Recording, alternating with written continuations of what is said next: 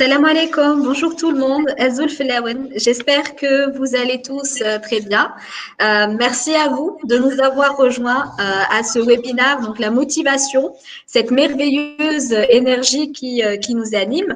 C'est vrai que nous avons passé une année très spéciale, hein, donc 2020 était pleine de péripéties, de surprises, et justement il nous en a fallu beaucoup pour tenir le coup. Et donc, justement, il nous a fallu beaucoup de motivation. Il nous faudra aussi beaucoup de motivation pour continuer justement sur la lancée. Donc, pour y parvenir et justement pour savoir comment fonctionne cette motivation, comment l'animer, j'ai le plaisir aujourd'hui d'accueillir Yasmina Hihi, encore une fois, pour justement nous parler de cette merveilleuse énergie qui nous anime, la motivation. Donc, bienvenue Yasmina et merci de nous avoir rejoints encore une fois. Bonjour Yasmine. Bonjour à tous, à toutes les personnes qui nous font l'honneur d'être présents et qui se sont connectés pour ce webinaire. Oui, comme tu dis Yasmine, nous voici réunis encore une fois, peut-être pour une dernière fois de cette année 2020. Comme tu l'as dit, qui a été, en étant gentil, on va dire, très spéciale. Je dirais plus, elle a été éprouvante à plus d'un titre. Difficile à vivre à plus d'un égard. Et elle nous a tous impactés, que ce soit dans nos vies professionnelles, nos vies personnelles. Et nous sommes dans la lutte encore, j'ai envie de dire. Exactement. Mais bon, la bonne nouvelle, c'est que nous sommes là encore aujourd'hui réunis, que nous avons gardé et que nous essayons de garder le sourire. Et que nous avons encore la motivation pour partager des sujets motivants, intéressants, et donc tout va bien. Voilà. Exactement. Justement, je souhaiterais juste souligner à nos participants qui peuvent poster leurs questions et aussi leurs expériences, pourquoi pas, à travers cet espace. Absolument, n'hésitez pas, voilà, à poser vos questions. On marquera des temps de pause pour pouvoir y répondre, pouvoir y répondre.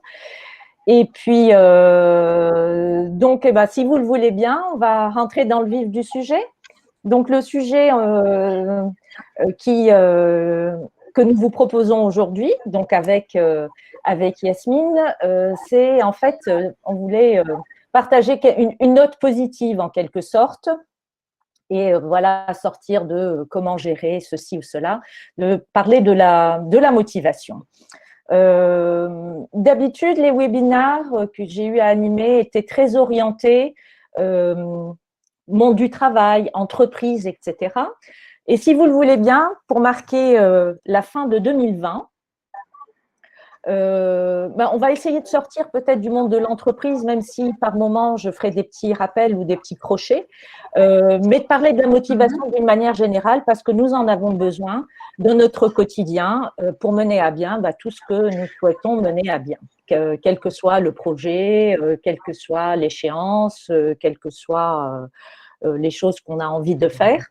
Vous voyez, je l'ai intitulé « Cette merveilleuse énergie qui nous anime ». Oui, parce que je suppose ne pas être la seule et que vous partagerez cet avis avec moi. C'est que quand la motivation est là, tout va. Quelle que soit la difficulté de ce qu'on va avoir à affronter ou le projet qu'on va vouloir amener à bien.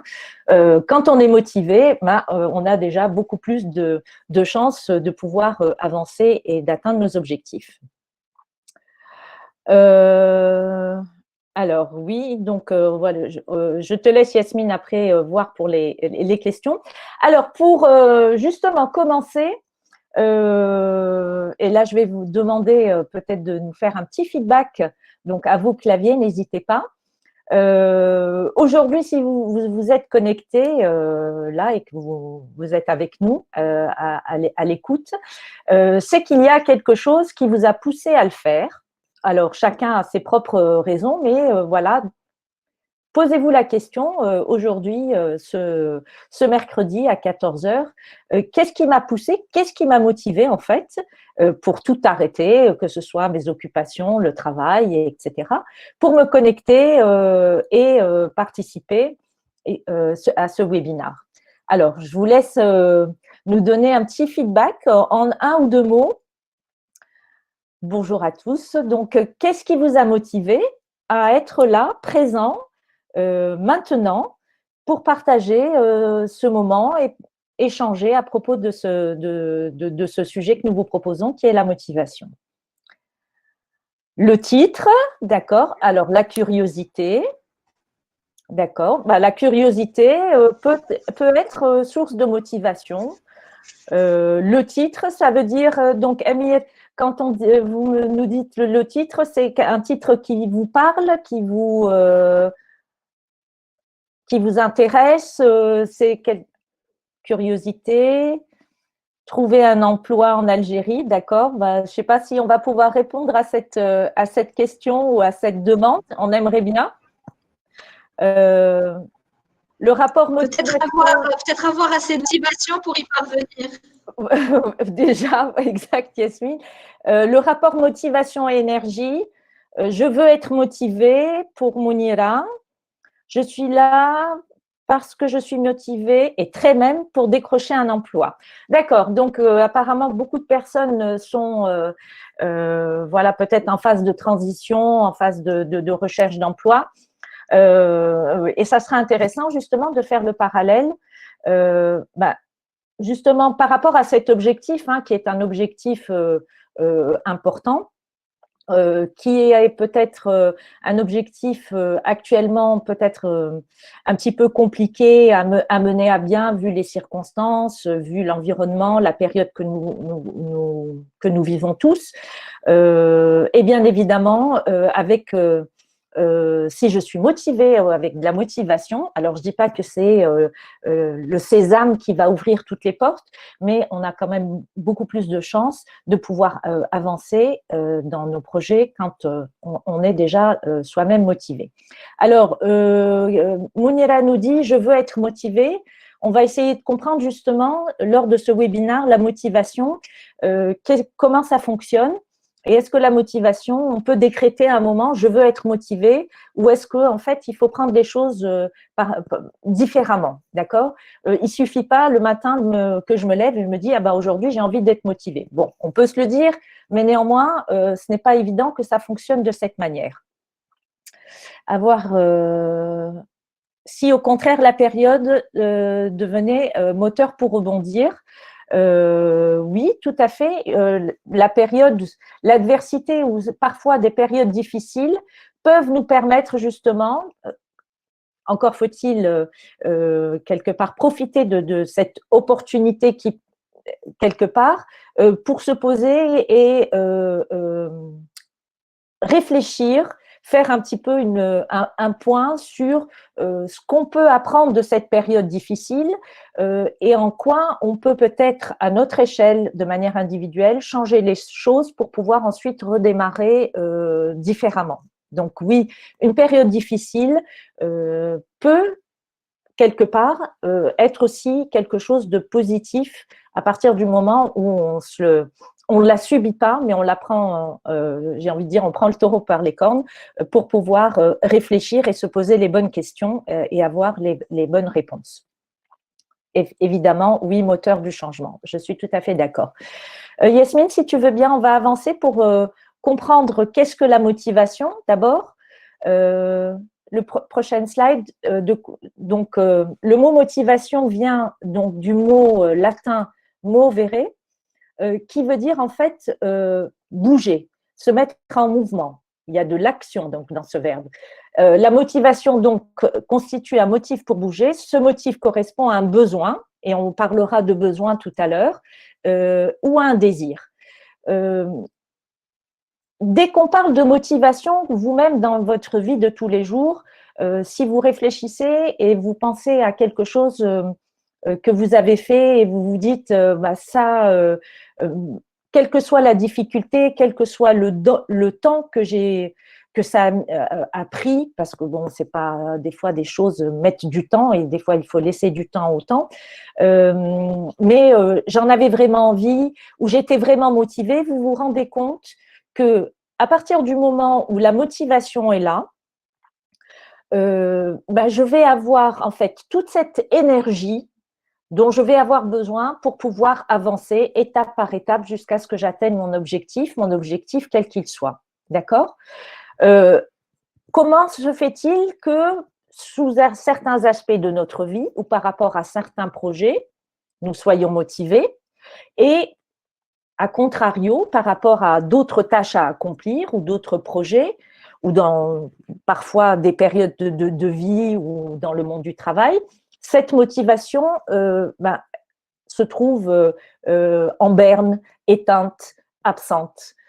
C'est quelque part ça qu'on va, cet aspect qu'on va essayer de comprendre. Tu veux bien avancer, Yasmine, s'il te plaît? Voilà. Donc, dans la slide suivante, vous voyez que la motivation, si on doit parler de motivation, c'est vraiment l'énergie qui nous pousse à avancer, à, comment dirais-je, à surmonter les obstacles, à contourner les obstacles éventuellement, à ne pas s'arrêter, à atteindre nos objectifs, à faire telle ou telle tâche. Par exemple, vous avez certainement vécu des moments comme ça dans votre quotidien ou par rapport à quelque chose, et nous ne sommes pas égaux suivant les tâches et même par rapport aux objectifs, c'est vraiment une démarche qui est extrêmement personnelle, mais il y a des fois des choses qui vous pèsent particulièrement et quand bien même vous savez que vous êtes obligé de le faire parce que la réalité de la vie est ainsi, nous ne faisons pas exclusivement ce que nous avons envie de faire ou ce que nous aimons faire. Autant que possible, ce serait dans un monde idéal de pouvoir faire que ce qu'on a envie de faire. Et à ce moment-là, je crois que la notion de motivation ne se poserait même pas. Vous avez certainement entendu parler d'un terme qui s'appelle la procrastination. La procrastination, c'est de quoi s'agit-il? C'est en fait le fait de reporter toujours au lendemain ce qu'on doit faire, ce qu'on a prévu de faire, ce qu'on nous demande de faire. La procrastination, quelque part, vient, pas exclusivement, mais vient aussi d'un manque de motivation qui fait qu'au moment T où je devrais le faire, où je devrais accomplir telle tâche, etc., je me dis, bon, finalement, est-ce que ça ne peut pas attendre? Je vais repousser à un peu plus tard ou bien la semaine prochaine. Et ce qui fait qu'on accumule en fait ainsi du retard dans les tâches qu'on a peut-être à accomplir ou peut-être que par rapport à un projet, parce qu'on est découragé à un moment, la motivation n'est pas là, on va repousser. Donc ça peut être une des raisons. Ou alors, on peut aussi procrastiner parce que en fait, on est prisonnier un petit peu de croyances limitantes qu'on peut avoir. Or, de toute façon, c'est quelque chose qui est voué à l'échec, ou bien, oh, ça va me prendre trop de temps, ou oh, ça va être trop difficile. Alors, toutes ces appréciations qu'on va avoir à un moment T ne sont pas des appréciations qui reposent sur une réalité absolue, mais juste par un cheminement de pensée qu'on va avoir à ce moment-là. D'accord? Quand je parle de croyances limitantes, qui dit croyance, c'est quelque chose de très subjectif et qui m'appartient, et limitante, parce que quelque part, ce sont des croyances qui vont m'empêcher de pouvoir avancer et d'aller de l'avant. D'accord? Donc, quand la motivation est là, tout va plutôt bien, puisqu'elle nous permet, en fait, on parle de force motrice, elle nous permet de pouvoir avancer. Voilà, c'est comme un moteur, voilà, qui est lancé et qui tourne. C'est ce qui nous permet de passer à l'action et c'est ce qui rend aussi toutes nos actions beaucoup plus efficaces. On est beaucoup plus efficace quand la motivation est là. Quand j'ai pas envie, quand je suis pas motivée, je vais peut-être pas y mettre toute l'énergie, toute la force nécessaire. c'est bien être motivé, mais des fois, il faut choisir la méthode de motivation. Alors, méthode de motivation, ce n'est pas une notion de méthode. On va peut-être répondre à cette question, Mohamed, un peu plus en avant pour bien comprendre comment ça fonctionne. Donc, je vais demander à Yasmine de poursuivre. Donc, je dis toujours la même chose. Et là, quel que soit notre projet, que ce soit un projet personnel ou un projet d'ordre personnel, un projet se réfléchit, se mûrit, etc. Et bien évidemment, avant de parler de motivation, il faut à un moment donné se poser et prendre une décision. La prise de décision est parfois quelque chose qui est fastidieux, enfin difficile pour certaines personnes. Certaines personnes sont beaucoup plus, comment dirais-je, pas habiles, ont plutôt tendance à se lancer plus facilement dans un projet ou prendre décision en se disant, bon, on verra après comment ça va se passer, mais bon, voilà, moi je commence. Et à contrario, certaines personnes, déjà à la phase de prise de décision, peuvent être beaucoup plus dans la retenue, dans le doute, dans les craintes. Et là, peut-être qu'un travail doit se faire, ou enfin un travail de réflexion. Et c'est pas très grave en soi. Peut-être qu'on a besoin de plus de temps, peut-être qu'on a besoin de plus d'informations, de plus d'éléments. Mais bien évidemment, quel que soit le projet, on peut envisager ou parler de projet qu'à partir du moment où il y a une prise de décision pour aller vers ce projet. Et ensuite, justement, tout ce cheminement, tout ce chemin qu'on va parcourir, on va le parcourir de manière optimale ou de plus ou moins rapidement à partir du moment où on va être nourri par cette motivation. D'accord? Yasmine, si tu veux bien.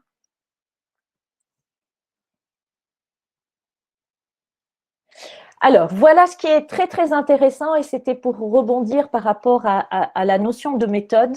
Moi, je voudrais plutôt vous parler de deux types majeurs de motivation. Et justement, en fait, de pouvoir comprendre qu'est-ce qui nous motive demande en fait une sorte d'introspection, un questionnement et de dire finalement, moi, comment je fonctionne. Et on peut avoir un type de motivation dans un certain domaine de notre vie et un autre type de motivation dans un autre domaine de notre vie.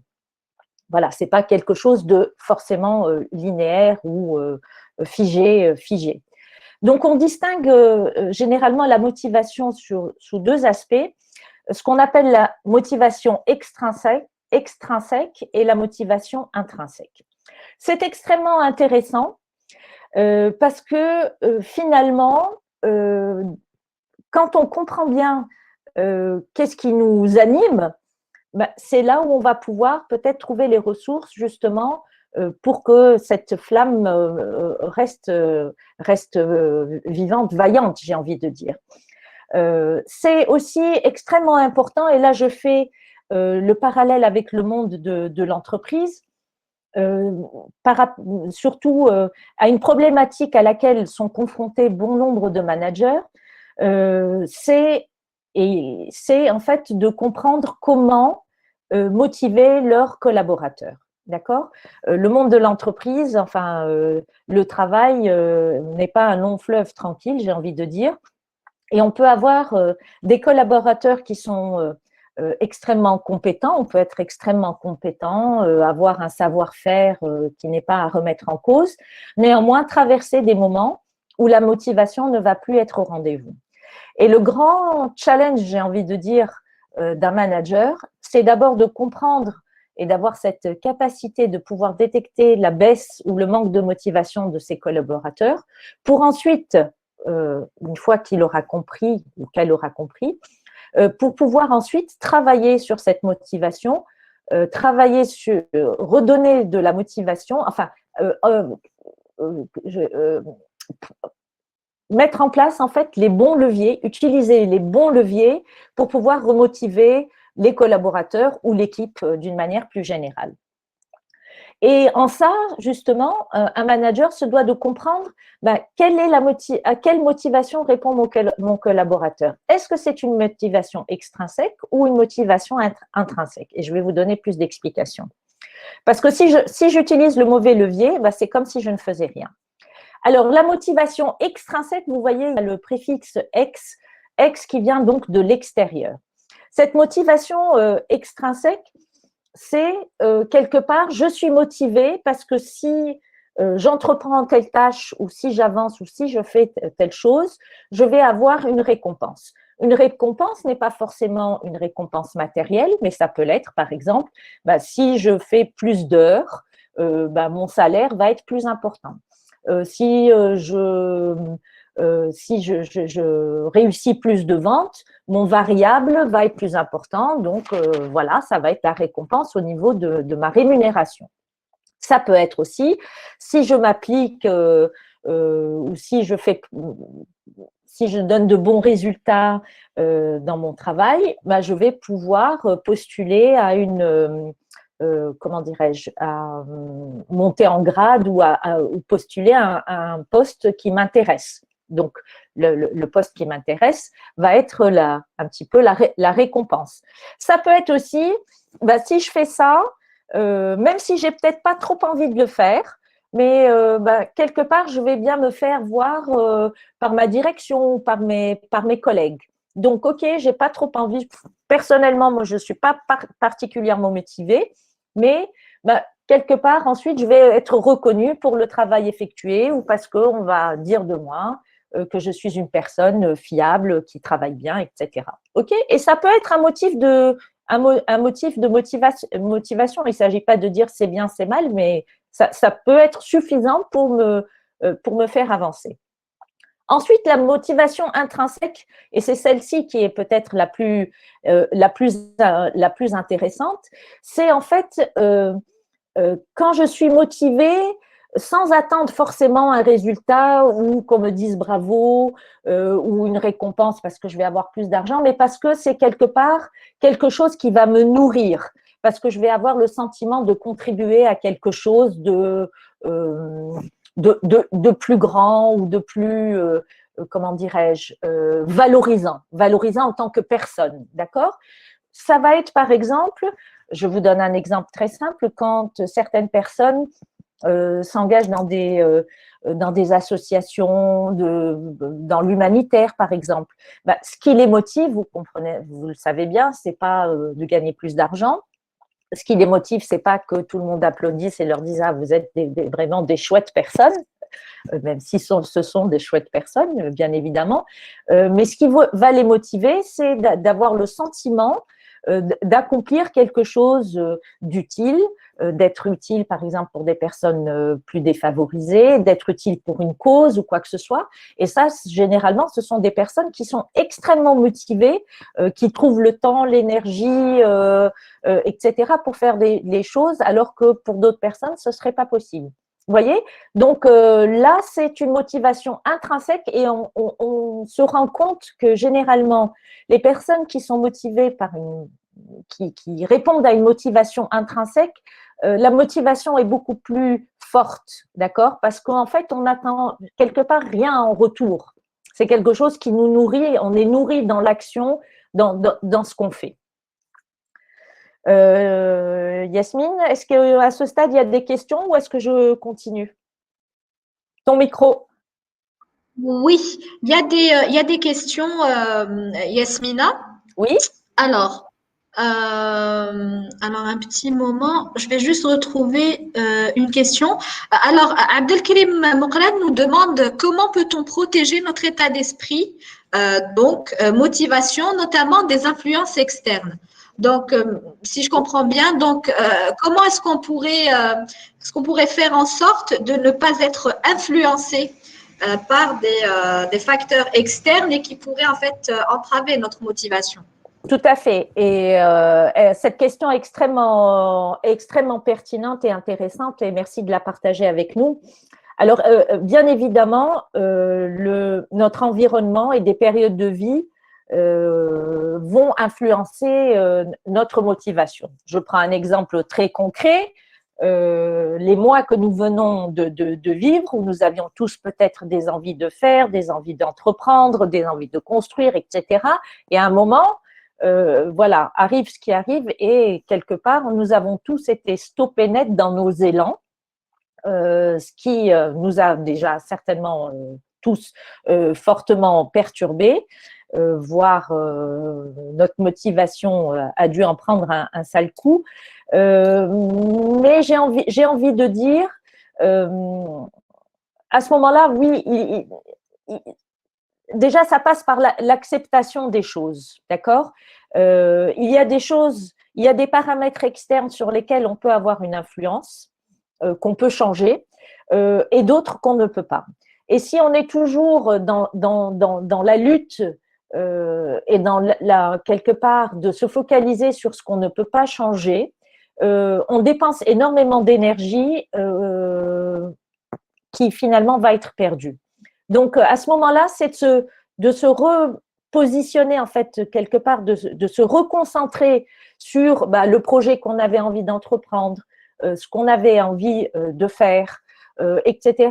Et de le repenser différemment, donc faire preuve un petit peu aussi d'agilité, d'adaptabilité, de se dire, bon, très bien, il va y avoir peut-être du retard, peut-être que je ne vais pas pouvoir réaliser ça immédiatement, mais finalement, si j'ai envie de le réaliser, pourquoi j'ai envie de le réaliser? Est-ce que c'est vraiment un objectif qui me tient à cœur, qui est important pour moi et en quoi il est important? Et finalement, est-ce que je ne peux pas tirer profit de ce moment de pause où j'ai été quelque part freinée par des éléments externes pour pouvoir peut-être le peaufiner, l'adapter à la situation que nous vivons actuellement. Je vous prends un exemple très simple, hein, et ça c'est vraiment une personne proche de moi qui l'a vécu.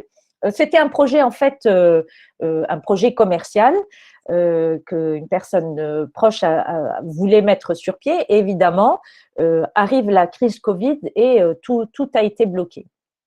Et la personne en question, évidemment, a d'abord attendu en se disant, dans 2 mois, on va pouvoir repartir. Et puis finalement, les 2 mois deviennent 3 mois, deviennent 4 mois, deviennent 5 mois. Et à un moment, grand découragement, je vais tout laisser tomber, mais finalement, qu'est-ce que je vais faire? Et donc, le travail a consisté de se dire, non, finalement, ce projet, comment je vais pouvoir l'adapter par rapport à une réalité présente et in fine, ce qui s'est passé, c'est que cette personne a réadapté, il s'agissait de la fabrication et de la vente d'un produit artisanal, je ne rentrerai pas plus dans le détail, mais finalement, au lieu d'aller vers le projet initial qui était avoir un point de vente, etc., la personne s'est concentrée sur de la vente en ligne via Internet. Et commencer petit, profiter du bouche à oreille déjà dans son cercle de connaissances, dans son réseau, et finalement la personne a pu commencer. Vous voyez? Donc c'est toujours de se dire, très bien, il y a ça, et des éléments, bon là à ce moment c'est la crise sanitaire, mais tout au long de notre vie, il y a toujours l'environnement qui à un moment va impacter. Essayer de ne pas se laisser déstabiliser complètement, mais de profiter de ces secousses, j'ai envie de dire, de ces tempêtes, de ces coups de vent, pour reprendre la barre, pour réfléchir, pour s'adapter. Je crois que vraiment les personnes qui sont capables de s'adapter aux différentes situations sont les personnes aussi qui arrivent in fine à atteindre leurs objectifs et à faire ce qu'ils ont à faire. D'accord? Souvent, l'adversité nous apprend énormément de choses.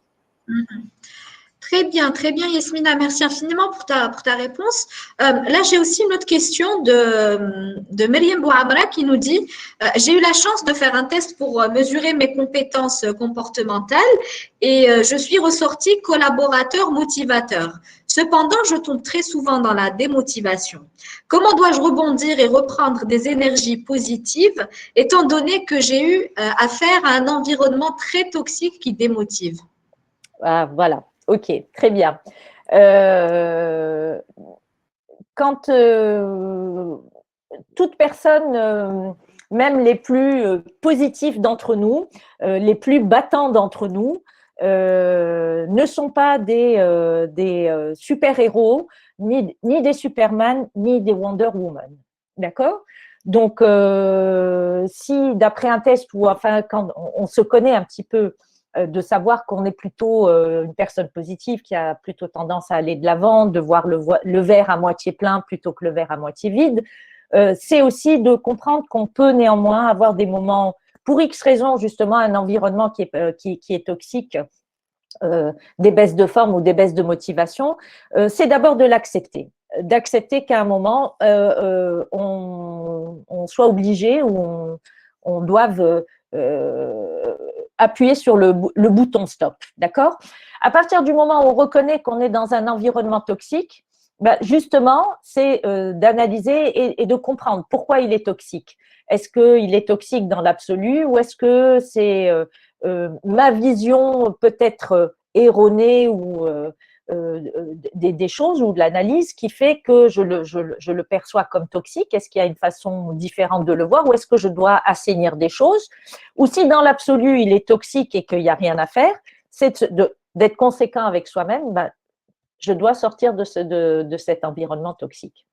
Ça demande des fois un certain courage, d'accord, de sortir des situations toxiques, qu'elles soient, je veux dire, sur le plan personnel ou sur le plan professionnel. Ce n'est pas des choses qui se font du jour au lendemain. Mais in fine, ce qu'on peut-être craindre et qui peut demander du courage, peut néanmoins s'avérer après salvateur. À partir du moment, oui, où on est plutôt dans une posture, voilà, je me dois, de par mon travail ou peut-être de par ma position au sein de la structure familiale, être la personne, voilà, qui nourrit, qui met de l'huile au moteur de manière à ce que ça tourne. J'ai le droit aussi par moment de faillir ou de ne pas y arriver, mais néanmoins ces personnes arrivent généralement toujours à rebondir et justement à se recentrer sur elles-mêmes. Parce que la motivation, c'est pas quelque chose qui vient de l'extérieur. La motivation, c'est vraiment, pour qu'elle soit assez pérenne et assez puissante, il faut se tourner vers soi-même. Il faut se tourner vers soi-même et commencer déjà par avoir une bonne connaissance de soi-même, se poser les bonnes questions, prendre le temps de se poser les bonnes questions pour comprendre ce qui est en accord, ce qui est important pour nous. Et ce qui est important pour moi n'est pas important pour vous ni pour une troisième personne. C'est vraiment une démarche qui est extrêmement personnelle, qu'on se doit de se faire, j'ai envie de dire, entre soi et soi-même, indépendamment de ce que pourrait nous dire l'entourage, les amis, la famille, etc. Il faut à un moment, voilà, fermer le rideau par rapport à tout ça et se concentrer sur soi-même. Je te redonnerai la parole, Yasmine. On essaye d'avancer un tout petit peu. Oui, bien sûr, vas-y, je t'écoute. Oui, enfin, il y avait justement un commentaire qui résume ce que tu es en train de dire. Enfin, c'est un commentaire de Jérémy Fest et qui nous dit il faut savoir se recentrer sur soi et ses objectifs et donc rester concentré sur soi et oublier un petit peu se mettre un peu dans sa bulle. C'est extrêmement important parce que on parlait tout à l'heure d'environnement toxique, mais indépendamment de ça, il y a un environnement, nous vivons en société. D'accord? Nous ne vivons pas tout seuls sur une île perdue sous le cocotier face au soleil. Nous vivons en société et nous vivons dans des systèmes et différents systèmes interconnectés, j'ai envie de dire. Donc, nous subissons forcément notre environnement, mais nous subissons aussi notre environnement professionnel à un moment, notre environnement familial. Alors, c'est pas que les personnes qui nous entourent ont forcément de mauvaises intentions, mais ils ont leur vision des choses et cette vision des choses leur appartient. Or, ce qui est important pour tout à chacun, c'est de se créer sa propre vision des choses, et vraiment de se poser, mais en toute franchise, et des fois c'est compliqué, c'est pas évident, d'être extrêmement sincère avec soi-même. Et quelque part, avant de pouvoir être sincère avec les autres, il faut d'abord ne pas se mentir à soi-même.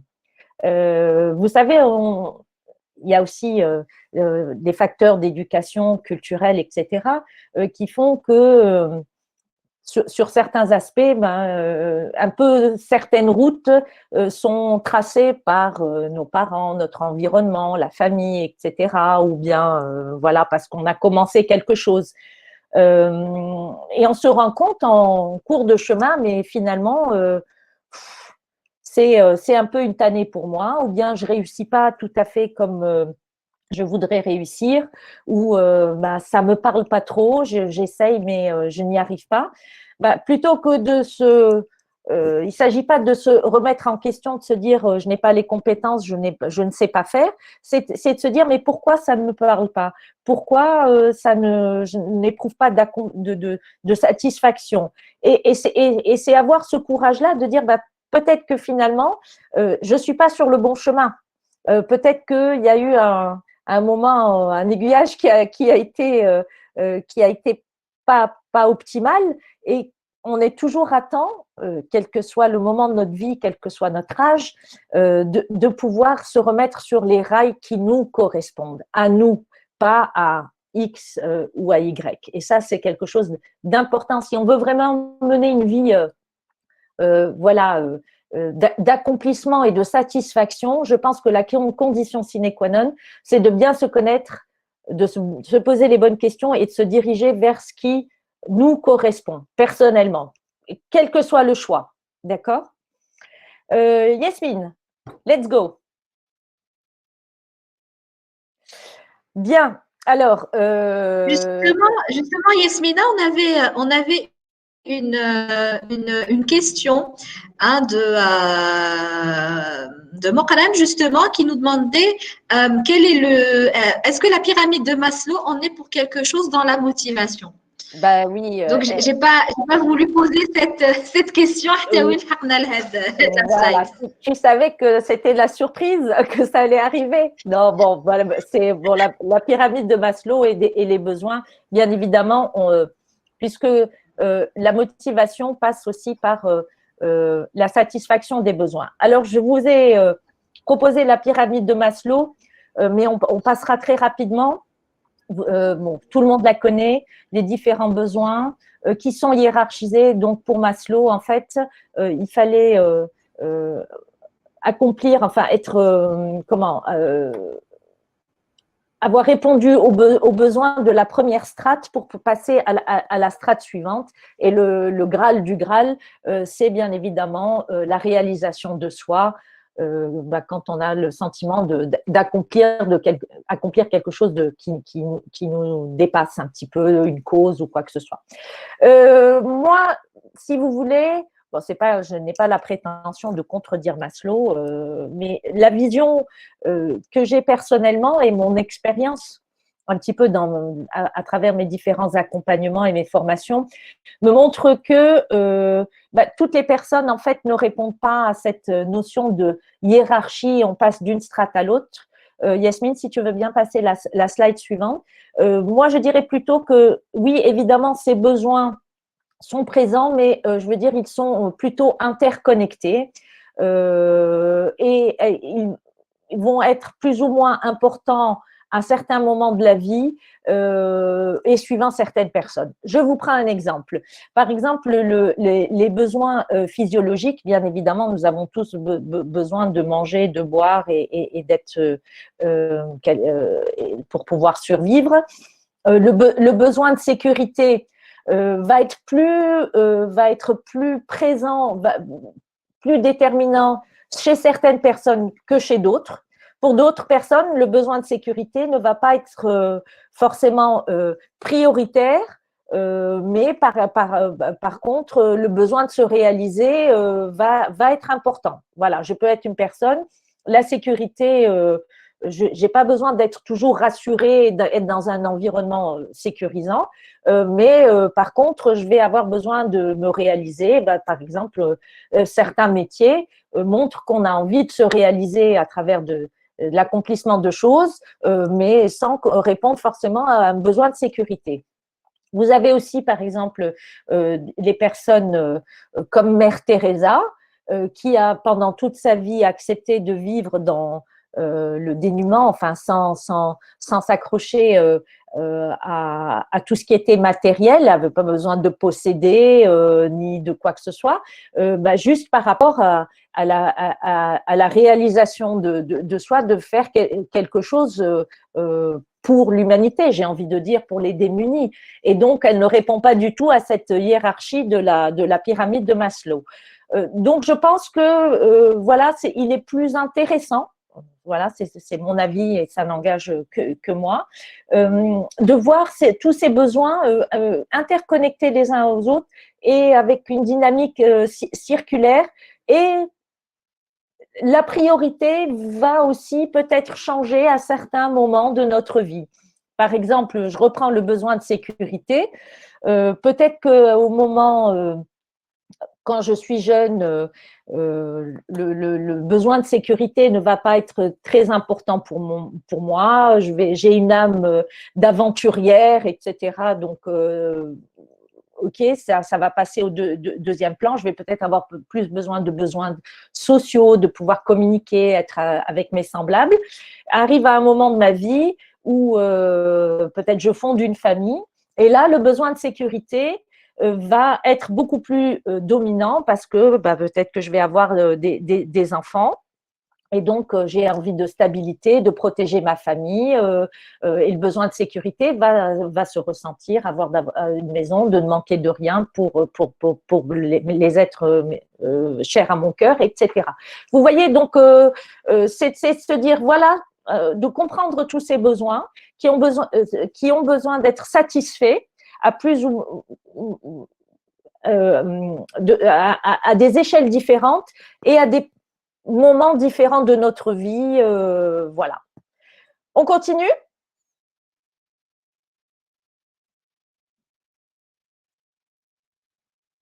Ah, donc on a parlé merci beaucoup Yasmine, on a parlé des besoins suivants, selon Maslow. D'autres besoins existent et la liste est non exhaustive. Mais j'ai trouvé que ce dont je vais vous parler assez intéressant. Donc Jacques Salomé, qui s'intéresse beaucoup aux relations, à la communication interpersonnelle. Vous pouvez trouver beaucoup de ressources et de livres ou d'extraits ou même des vidéos sur Jacques Salomé. Et donc, quand il parle de besoins,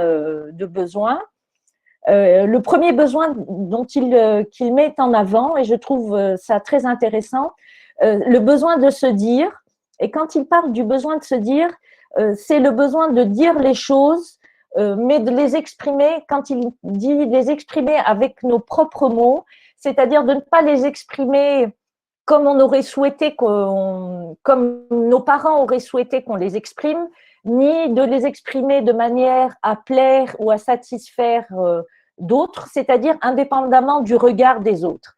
C'est-à-dire que je vais exprimer ce que j'ai envie d'exprimer, ça peut être un sentiment, une opinion, mais avec mes propres mots, comme j'ai envie de le faire. D'accord ? Donc ça, c'est un besoin. C'est un peu le besoin, c'est comme on pourrait l'exprimer, le besoin d'authenticité. Voilà, je suis authentique, donc j'exprime ce que je pense, ce que je ressens avec toute la sincérité et l'authenticité. Et je pense que ça, c'est quelque chose qui est important. Et quand on arrive à le faire, ça ne peut être que positif pour nous. C'est une sorte d'affirmation de soi. Hein, et vous verrez que d'autres éléments aussi s'inscrivent dans cette démarche intéressante. Le besoin d'être entendu, et ça, c'est extrêmement important, l'écoute de l'autre. Mais quand je parle entendu, c'est pas OK, j'ai entendu ce que tu m'as dit, et bon, au revoir et merci, mais ça me rentre dans une oreille et ça me ressort dans l'autre. Non. Le besoin… Ah, attendez, j'ai mon PC, excusez-moi, la batterie est faible, je rebranche, désolée. Le besoin d'être entendu, c'est quand j'exprime quelque chose et que ce que j'exprime est important pour moi, que la personne qui l'entend comprenne, y accorde la même importance que j'y accorde. D'accord. Et ça, c'est quelque chose… C'est-à-dire, non seulement j'ai besoin d'être entendu, mais vraiment, c'est le besoin d'être écouté et d'être compris au-delà des mots que je vais exprimer. D'accord. Et dans les relations humaines, c'est un besoin qui est primordial si on veut s'inscrire dans une relation positive. Le besoin d'être reconnu tel que je suis, là, on fait appel à la notion de jugement. Le besoin d'être accepté tel que je suis. Ça, c'est un besoin qui est extrêmement important et qui permet en fait de se détacher du regard et du jugement des autres. D'accord. Et une fois qu'on arrive à faire ce travail, c'est vraiment, c'est libérateur. C'est libérateur. Mais à partir du moment où je me libère de ça, je me dois aussi d'avoir cette même attitude, j'ai envie de dire, vis-à-vis des autres, c'est-à-dire ne pas m'inscrire dans le jugement des autres et les accepter tels qu'ils sont.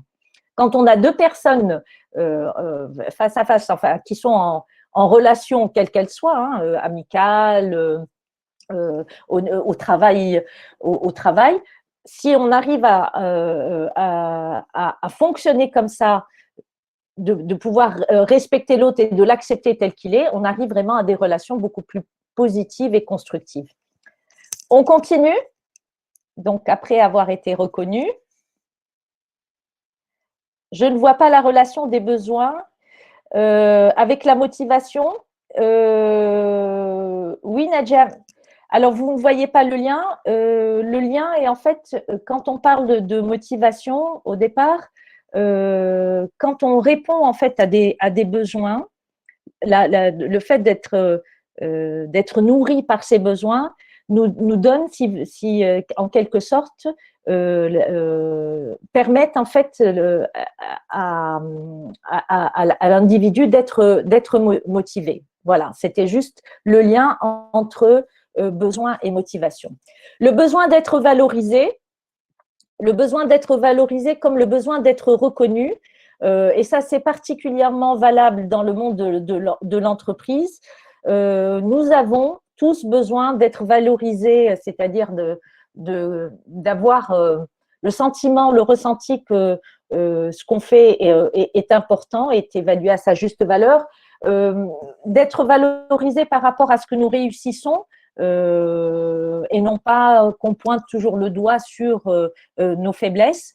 La valorisation et la reconnaissance sont en fait des éléments extrêmement importants quand on parle de motivation, et en l'occurrence de motivation dans le monde de l'entreprise. D'accord. Souvent, très très souvent, quand on est amené à analyser un manque de motivation de collaborateurs ou de personnes d'une manière générale au travail, ce qui ressort très très très très souvent, justement, c'est ce manque de reconnaissance. Voilà, c'est le fait qu'on ne reconnaisse pas, à part le travail fait, mais peut-être on ne reconnaît pas l'effort consenti. D'accord. Donc attention, le besoin d'être valorisé ou d'être reconnu sont extrêmement importants, et c'est ce qui va nourrir indirectement ou directement la motivation. Le besoin de rêver, le besoin de rêver, et là, oui, on va un petit peu sur un autre registre, mais quelque part, parce que les doux rêveurs sont souvent pointés un petit peu du doigt. Néanmoins, le besoin, c'est vraiment dans l'imaginaire ou dans le rêve qu'on construit des choses fort intéressantes, et le rêve induit après l'envie de faire, l'envie de réaliser. Au départ, ça part d'un rêve peut-être même un peu fou, mais c'est là qu'on peut puiser aussi cette motivation pour avancer, pour pouvoir réaliser. Yasmine, tu veux bien continuer? Ok, donc juste pour clôturer tout ce que j'ai dit concernant les besoins, un besoin qui demeure insatisfait affecte la personne dans son intégrité et les besoins, il y en a beaucoup d'autres. Le besoin d'être respecté, par exemple, est un besoin vital extrêmement important. Dès lors qu'on ne répond pas à ces besoins, l'être humain est atteint dans son équilibre, d'accord?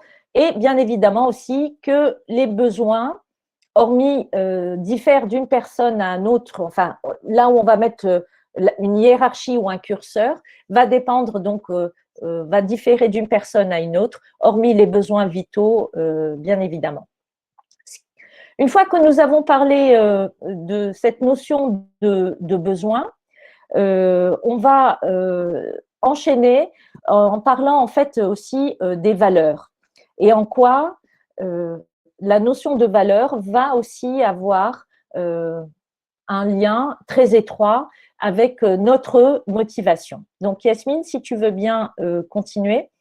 Donc qu'est-ce que c'est les valeurs ou notre système de valeurs?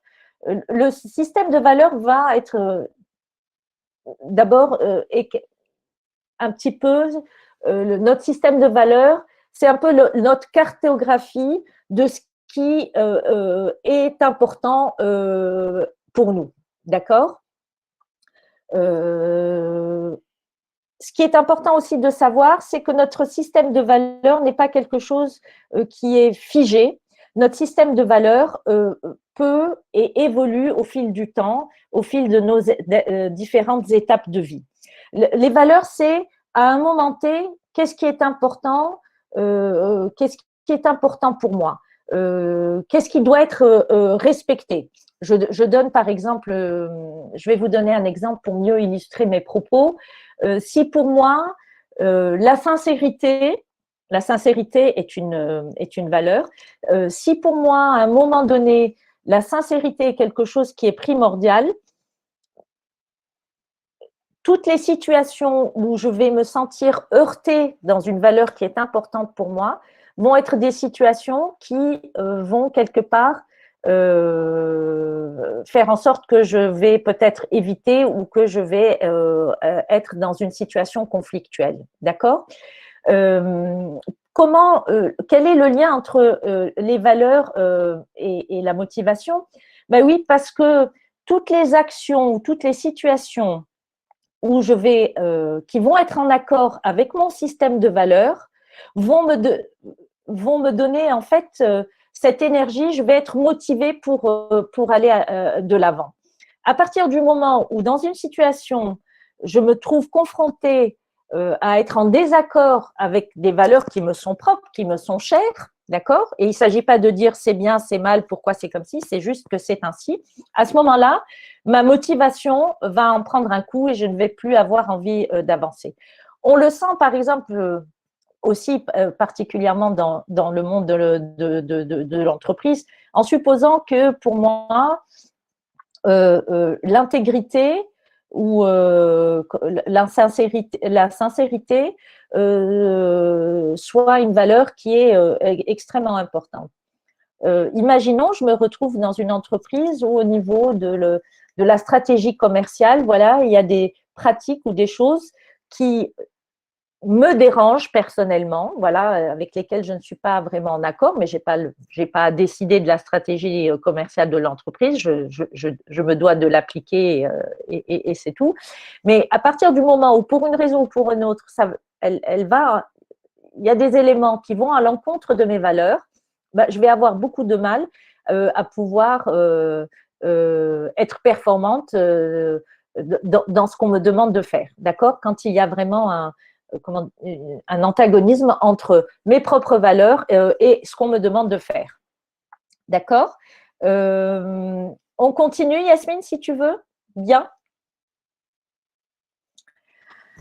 Alors, notre système de valeurs est inconscient, oui, mais néanmoins, on peut se poser des questions pour pouvoir déterminer à un moment bah, qu'est-ce qui est incontournable en fait pour moi. Est-ce qu'il y a des choses sur lesquelles je peux passer et peut-être moins faire attention, mais est-ce qu'il y a des éléments qui pour moi sont essentiels et si je ne les respecte pas, si je ne suis pas alignée quelque part, je vais un peu à l'encontre de moi-même. Voilà. Et quand je dis je vais à l'encontre de moi-même, on peut bien se rendre compte que je ne vais pas avoir la motivation pour accomplir ce que je dois accomplir. Donc, qu'est-ce qui est important à un moment T, ou dans cette action, ou dans ce projet, ou dans cette tâche à accomplir? Qu'est-ce qui est important pour moi? En quoi cela est important? Qu'est-ce que ça m'apporte Et qu'est-ce que ça m'apporte de plus important encore? Pourquoi est-ce que je le fais?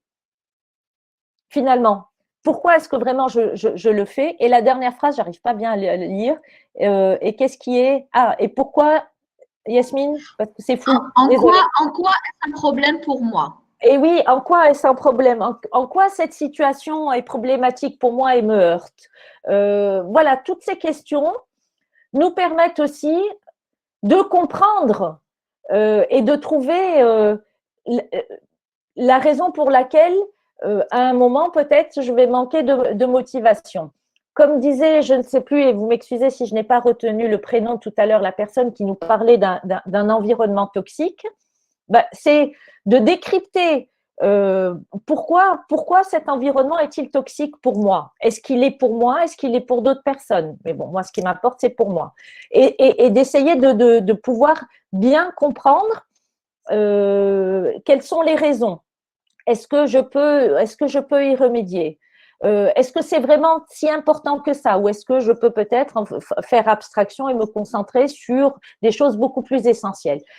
C'est ça, en fait, le travail qui est intéressant. Et c'est en ça qu'en fait, on va pouvoir se détacher des questions de l'environnement, quel qu'il soit, des personnes, de l'endroit où on se trouve, de l'entreprise, de la ville, ou peu importe, de la période que nous traversons, pour se recentrer vraiment sur soi-même et de se poser la question qu'est-ce qui est important et qu'est-ce qui compte vraiment pour moi. Il y a une notion qui est extrêmement importante et qu'il ne faut pas laisser de côté, c'est vraiment la notion de qu'est-ce qui me fait plaisir. Certaines personnes vont peut-être avoir du mal avec ça en disant bah oui, mais là, on ne parle pas de plaisir, mais là, le plaisir, ce n'est pas ce qui est le plus important. Et moi, je dirais, en êtes-vous sûr? En êtes-vous sûr? Parce que la notion de plaisir, quel qu'il soit, voilà, de gratification, d'énergie positive, etc., c'est vraiment ce qui… le curseur, enfin, c'est vraiment ce que je vous recommande vraiment de rechercher, quel que soit ce que vous avez à faire. Par exemple, dans le travail, qu'est-ce qui me procure comme plaisir? Ça peut être les relations avec mes collègues, ça peut être les tâches que j'ai à accomplir, ça peut être parce que j'ai le sentiment que je progresse, que tous les jours est un apprentissage et que je grandis, que je monte en compétences. Ça peut être parce que la vision de l'avenir est intéressante. Bref, ça peut être énormément de choses.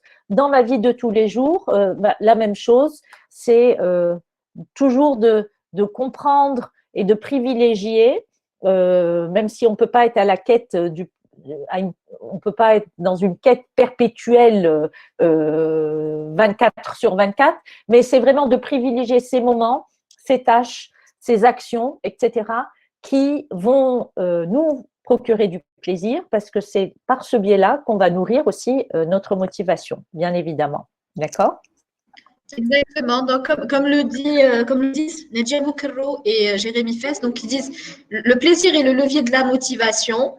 Et on dit aussi plaisir est égal épanouissement de soi. Absolument. D'accord. Donc, merci aux participants. On continue? Yes. Alors, voilà.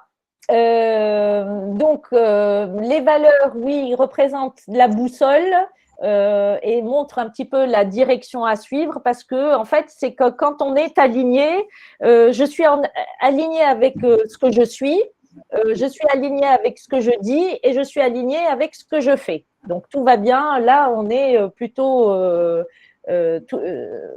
en accord avec soi-même. Donc, les valeurs sont également intimement liées à nos états émotionnels. Bien évidemment, quand on parle de plaisir et qu'on sous-entend aussi la joie, on est dans le registre des émotions. Et bien évidemment, quand on est dans des émotions positives, bah, forcément, ça va nourrir aussi notre motivation, notre envie d'aller de l'avant.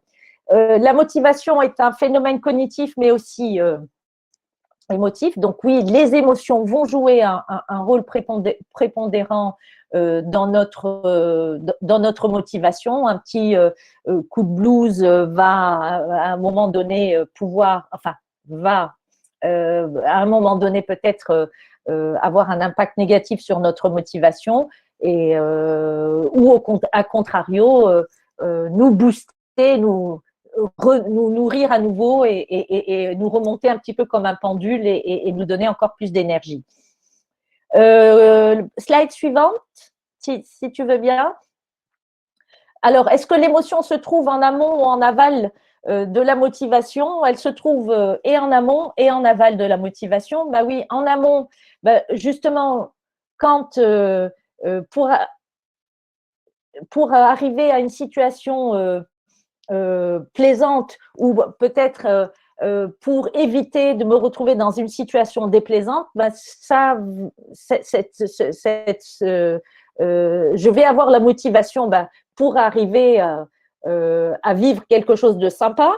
Ou alors si je sais que si je ne fais pas ça, je vais me retrouver dans une situation qui va être peut-être embêtante ou déplaisante, voire plus, je vais peut-être me mettre en action pour l'éviter. Mais également, l'émotion va être ce que je vais récolter à la fin de l'action, quelle qu'elle soit. Soit j'ai réussi, soit je suis satisfait et forcément, je vais ressentir une émotion extrêmement positive qui va peut-être me nourrir pour la suite, ou au contraire, un refus, un échec, d'accord? Je vais ressentir une émotion et il ne s'agit pas de dire pourquoi? C'est juste que c'est tout à fait normal que par moment, un échec, et nous en vivons tous, un refus, nous en avons tous, qu'on soit capable aussi d'appréhender cette émotion négative. Ce qui va dépendre après, qui va différer peut-être des individus, c'est notre capacité de pouvoir rebondir après une émotion négative. D'accord? Donc, l'émotion, elle se trouve en amont, mais aussi en aval de la motivation. On poursuit? Yasmine? Alors, je suis là, Yasmine, je suis là. Alors, on continue ou est-ce qu'on a des questions? Non, on n'a pas de questions. D'accord. Voilà, donc là, on passe justement à la suivante, donc le sens de la motivation. Oui. Le sens, excellent moyen pour travailler sa motivation. Oui, le sens. Et on parle en fait, on parle de sens, que ce soit dans la vie d'une manière générale, on est en perpétuelle quête de sens, d'accord? Et je pense que la quête de sens, ce n'est pas quelque chose qui se fait à un moment donné. Je pense que c'est une quête, j'ai envie de dire peut-être la recherche de toute une vie. Et c'est bien qu'il en soit ainsi, c'est ça qui est enrichissant. Mais la quête de sens aussi, le sens dans le travail, c'est en fait et le sens, c'est quelque chose dont on a vraiment besoin pour pouvoir travailler sa motivation. Dans le monde du travail, si je ne sais pas à quoi servent les choses, pourquoi on nous demande ceci, si ça me paraît absurde, etc. Bien évidemment, je vais peut-être à un moment faire les choses machinalement, mais je ne vais pas y mettre le cœur, l'énergie, l'engagement nécessaire. D'accord?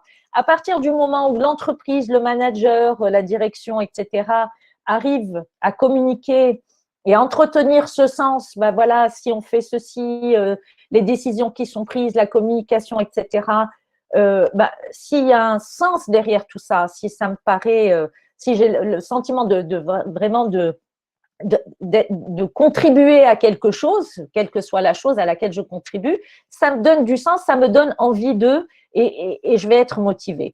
Le sens aussi dans ma vie personnelle, et ça, c'est quelque chose qui est très personnel et qui varie d'un individu à un autre. Et on en revient toujours à la même question primordiale et importante. Il est nécessaire de se connaître.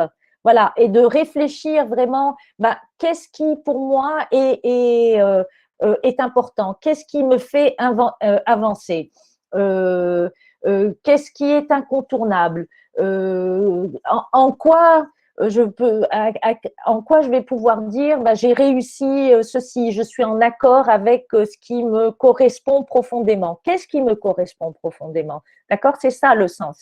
Et je pense que les personnes qui quelque part suivent après, à un moment donné, un chemin qui donne du sens, qui leur donne du sens, hein, c'est quelque chose de très personnel, forcément, ce sont des personnes qui vont être motivées, qui vont avoir envie d'avancer. Prenez un exemple très simple. Quand il y a quelque chose, imaginez vraiment un projet qui vous tient particulièrement à cœur. X raison. Mais vraiment, c'est le truc où vous dites, quand j'aurai atteint ça ou quand j'aurai ça, je serai vraiment super content. Quel que soit, ça peut être quelque chose de petit ou quelque chose de très impactant dans votre vie, peu importe. J'ai envie de dire, à partir de là où, si c'est vraiment quelque chose que vous désirez profondément et qui vous procure du plaisir, de la joie, etc., quand bien même le chemin est difficile et pas évident, et quand bien même on passe par des étapes intermédiaires, vous allez toujours avoir, vous avez toutes les chances, j'ai envie de dire, de pouvoir y arriver. D'accord? Si au départ, la motivation est mitigée, ça ne vous correspond pas vraiment, honnêtement, vous avez déjà beaucoup moins de possibilités, de chances d'y arriver. Donc, c'est pour ça qu'il faut toujours être en accord et toujours s'interroger, mais est-ce que c'est vraiment ça que je veux? Est-ce que ça, c'est vraiment important pour moi? Et ça permet aussi, à certains moments, peut-être aussi de se décharger de choses complètement inutiles et de se dire, finalement, moi, c'est pas quelque chose qui est si important pour moi ou c'est pas quelque chose qui va vraiment m'apporter ce dont j'ai besoin. C'est peut-être, il faut peut-être que je porte mon regard vers autre chose. D'accord?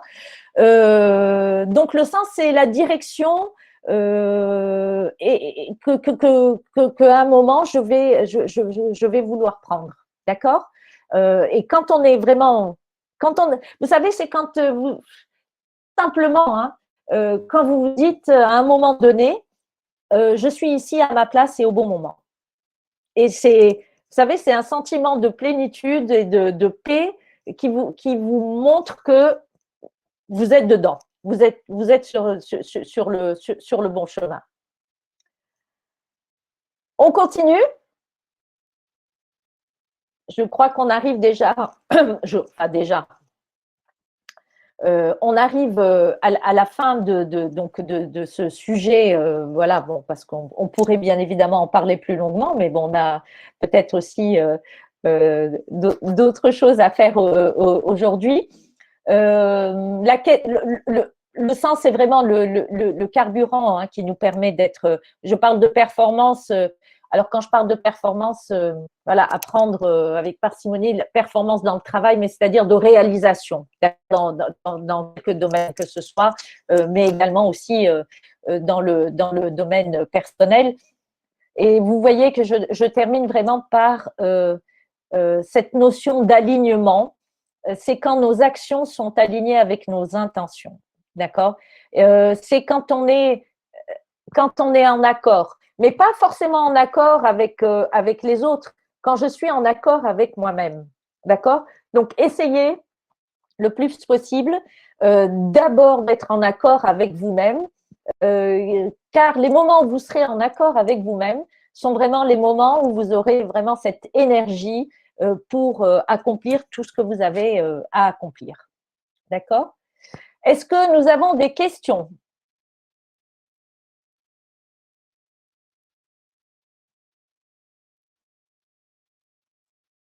Yasmine? Mon micro était coupé, hein, Ouais, désolée, Yasmina. oui, Donc justement pour le moment non, hein, nous n'avons pas forcément pas de questions, non. d'accord. Mais bon, J'ai, il y a eu des petits… j'en viens justement à nos participants pour Comment justement peut-on voilà, comment, donc là une question. comment peut-on véhiculer notre motivation? Ah, lors d'un entretien. Ouais, oui, cette question était déjà posée. Lors d'un entretien, ben, on la véhicule. D'abord, il faut la vivre pour la véhiculer. Parce que sachez, très chère Mariam, que la motivation, d'abord, il faut la ressentir. Est-ce que je suis vraiment motivée pour postuler à ce poste, à cette entreprise? Déjà, si pour vous, vous êtes persuadé, si c'est vraiment un job qui vous plaît, qui vous parle, une entreprise que vous souhaitez rejoindre, déjà, j'ai envie de dire, vous avez fait plus de 50% du chemin. Donc, et donc après, bah, c'est comment je vais transmettre ça. Bah, je vais le transmettre en fait par rapport à ma communication. Vous savez, l'enthousiasme, c'est quelque chose qui se sent et qui se transmet. D'accord? Donc, un recruteur aguerri va sentir, pressentir, d'après votre communication, votre façon, bah, déjà, est-ce que vous êtes super motivé pour décrocher ce job? D'accord? Après, vous me direz, oui, mais moi, je suis une personne peut-être timide, je n'ose pas, j'ai des craintes, etc. Et là, j'ai envie de dire, oui, ce sont des choses, beaucoup de personnes voilà, ne se sentent pas à l'aise par rapport à une échéance ou parce que c'est quelque chose d'important qu'ils vont vivre. Et on peut avoir des craintes parce que j'ai eu déjà des refus, enfin, peu importe. Euh, Dites-vous bien que bah, ça passe déjà par une bonne préparation de qu'est-ce que je veux. Posez-vous les bonnes questions et en quoi c'est important pour moi. Parce que quelque part, lors des questions qu'on va vous poser ou lors de votre présentation, vous allez parler de ce qui vous motive, de ce qui vous plaît. Pourquoi vous avez choisi cette entreprise? En quoi, en fait, quel va être votre apport si vous avez ce poste. Et quand je parle d'apport, ne vous cantonnez pas juste à des savoir-faire, à des compétences techniques. Vraiment, libérez de votre personne. Parler, par exemple, j'ai envie de dire, le fait de rejoindre une équipe, de pouvoir échanger, de monter en compétence, enfin, peu importe, mais vraiment de montrer l'enthousiasme que vous ressentez, de le montrer aussi quand vous allez vous présenter. Voilà. Ne soyez pas dans la retenue, soyez le plus authentique possible. Et croyez-moi, ça marche bien. Justement, hein, moi ce que je dis toujours, c'est qu'on recrute des personnes et pas des CV. Et donc il faut en mettre énormément de soin pour aussi attirer le recruteur et pour montrer sa motivation. Donc, moi je pense qu'il est très très important, comme tu l'as dit, Yasmina, d'être authentique et d'être sincère et d'être surtout soi-même. Exactement. Ça reprend, si on peut prendre encore 2-3 minutes, Yasmine, quelque chose qui avait été partagé lors d'un webinaire précédent. où j'avais attiré l'attention justement des personnes qui sont en recherche d'emploi ou qui vont avoir à postuler à différents propositions, à différents postes.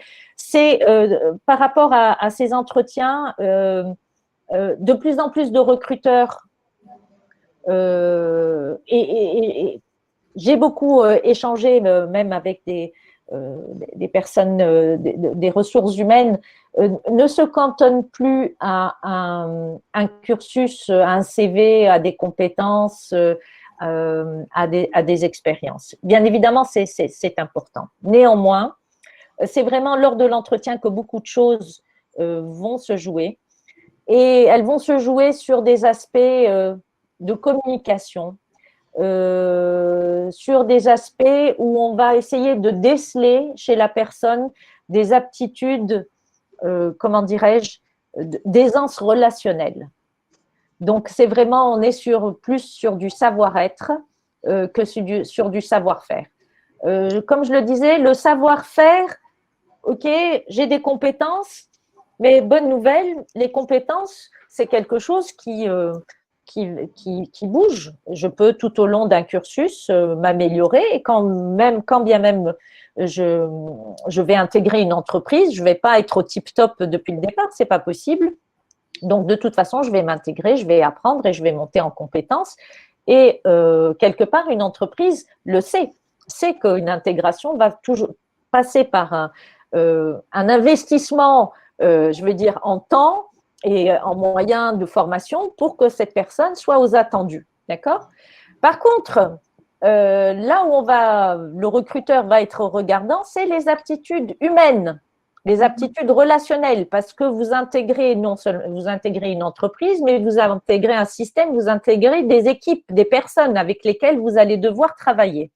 Et je pense que c'est un aspect peut-être un aspect sur lequel certains candidats ne sont pas assez vigilants. Donc, vraiment, travailler sur ça. Soyez vous-même, montrez de l'enthousiasme, montrez l'envie d'eux. Mettez en avant vos compétences, vos aptitudes humaines, communiquez de manière, j'ai envie de dire, sincère, soyez limpide, vraiment. Et je pense que tout ça sont des éléments qui ne peuvent que vous favoriser et être un plus. D'accord ? Ne soyez pas dans la retenue de qu'est-ce qu'ils vont penser. Non, je pense que la sincérité, la transparence sont in fine toujours des éléments qui nous permettent d'avancer et de gagner, j'ai envie de dire. Très bien, très bien. Mais écoute, merci infiniment, Yasmina, pour justement cette thématique qui a été, j'imagine, super inspirante et J'espère. où, je pense tout le monde a pu tirer quand même quelques peut-être qu'au fil où tu parlais, Yasmina, on essayait un petit peu de s'exercer, on s'identifiait justement à ce que tu disais.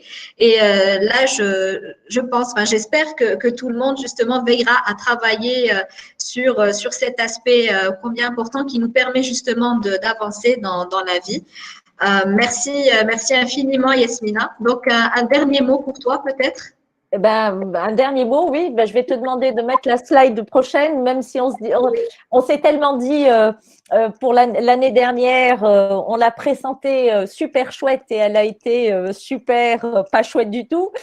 Néanmoins, si on porte un certain regard, on se rendra compte qu'il y a enfin, quand même des choses intéressantes et positives qui nous ont permis, ne serait-ce que voilà, les webinars qui ont été de très belles expériences de vie, de partage, etc. C'est quelque chose de très positif, moi, qui m'a procuré énormément de plaisir et que je n'aurais peut-être pas fait dans d'autres circonstances. Voilà. Donc, voilà une chose positive et ça me donne envie de poursuivre et peut-être d'aller vers autre chose aussi. Donc, vous voyez, c'est… les choses servent toujours à quelque chose, quelque part. Bien évidemment, je vous souhaite de passer de belles fêtes de fin d'année. d'amorcer cette nouvelle année 2021 de manière positive, voilà, avec de beaux projets. Prenez bien soin de vous, prenez soin de vos proches et également. Et puis, portez-vous bien. Et je croise les doigts pour nous tous, pour ces prochains jours, ces prochains mois, ces prochaines semaines. Et je suis très, très optimiste. Je pense qu'on va vivre encore des choses, on va vivre des choses sympas. Je suis sûre. Inch'Allah, Inch'Allah. Merci beaucoup, Yasmina. Mon tour de te souhaiter justement une excellente nouvelle année 2021, Inch'Allah, Merci beaucoup, que j'espère beaucoup plus positive, beaucoup plus attrayante que cette année, Inch'Allah. Et je terminerai justement sur ce qu'a dit Nadia Boukerou.